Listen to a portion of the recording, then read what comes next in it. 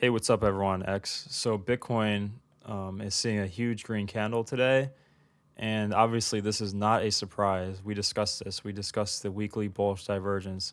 We discussed this being in an uptrend. We discussed the stochastic RSI bullish divergence. We discussed the declining volume on the weekly, which was occurring during a downtrend, which is bullish. So all these signs were there for this to happen, for this break to happen, and it's now happening. And a lot of people down here by 60K were very bearish or just not posting at all, just being silent because they didn't have enough conviction to say that this was a bullish structure. And now we're seeing a bullish, green candle.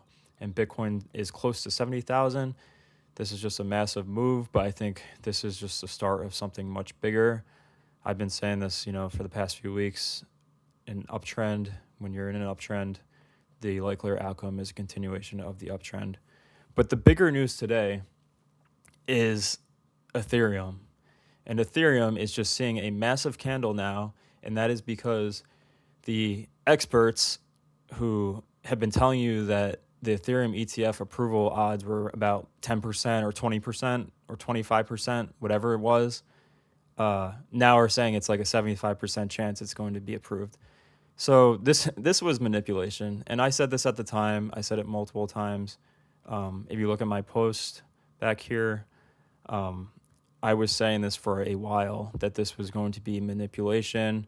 This was back in March. Negative stories about the ETH ETF are to be fully expected. Wall Street cannot front run the ETH ETF. The only way they can hold the price down is by pushing out negative stories that it won't get approved in order to create doubt and fear. You are being manipulated. And I said this at the time, and it is what it is. You were being manipulated. These people, these experts, these odds makers, whoever, this was all by design. And anyone who thinks otherwise, you just haven't. This is what markets do. This is what the Wall Street does. This is what the elites do. They push stuff out through the media and wherever and put doubt, fear in your brain and whatnot. Meanwhile, they're the ones buying. So I'm sure on this last dip they were buying. And I know people are going to say, well, they don't have the Ethereum ETF product to buy right now. And that is true. They don't. However, if they had been telling people for the last month or so that the Ethereum ETF was going to get approved, Ethereum would probably be at like $5,000 or $6,000 now. Bitcoin would probably be at 100,000. So they would end up buying at much higher prices on May 23rd or whenever the Ethereum ETF product comes out. So they did what they could as best as they could, and they held it a secret as best as they could. But eventually, the secret had to come out, and that it was likely to get approved. And now that everyone's basically saying that. So we'll see what happens on Thursday.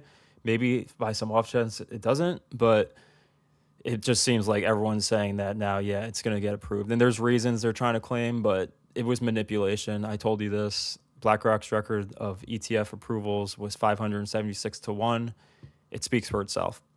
So the Ethereum chart right here looks great. It wouldn't be surprising to me if this keeps going all the way up to the highs. Like we saw with Bitcoin when it got its ETF approved, it went up to all-time highs.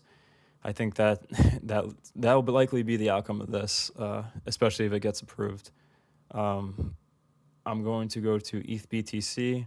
If you look at this on the monthly time frame, a lot of people were doing victory laps the past few weeks while this broke down, but then you look at the monthly time frame and there is no breakdown. So the people who did victory laps jumped the gun. They celebrated too early. Maybe it does break down after, but wait for monthly closes. When you're looking at the 4-hour candles or daily time frame and it broke below support, it's not as significant as the monthly time frame or weekly close. And I was saying for this, look at the monthly time frame. Like last month, it broke down below, recovered, it broke down again, and now is recovering. So people jumped the gun on that. And then same with Bitcoin dominance. We saw a lot of people celebrating Bitcoin dominance, and same thing. It's back within the range. And I don't know, maybe it will break upward, but I don't know what will happen. But I just, people jumped the gun. Clearly, there was a lot of people celebrating this all over against Ethereum and Bitcoin dominance. And I don't really even care about like all this. I don't trade Bitcoin dominance. Like there's no way to actually trade it. I mean, I guess like by buying alts, but like a lot of the alts that we talked about on my Twitter have far outperformed Bitcoin, like FET, Render, Solana, Pepe. There was just a lot. So to me, Bitcoin dominance is cool to look at, but it's not something I can like just put $100 and then when Bitcoin dominance goes up, I'm gonna be making money. So it's just is what it is. Um, I have my Patreon. I put out a recent video. I added another altcoin that is in my profile. If anyone's interested, it's right here. I do updates it's been almost every day for the past few days, but it's usually the weekly close. On Sundays, I put out an update, and then during the week, I put out another update. So if that's something you're interested in, I have that. I'm going to take one last look at Bitcoin right here. And yeah, this is an inverse head and shoulders breakout. We'll wait for the daily close. We'll see what happens with the daily close, but this is looking promising for Bitcoin and Ethereum and all the alts at this point.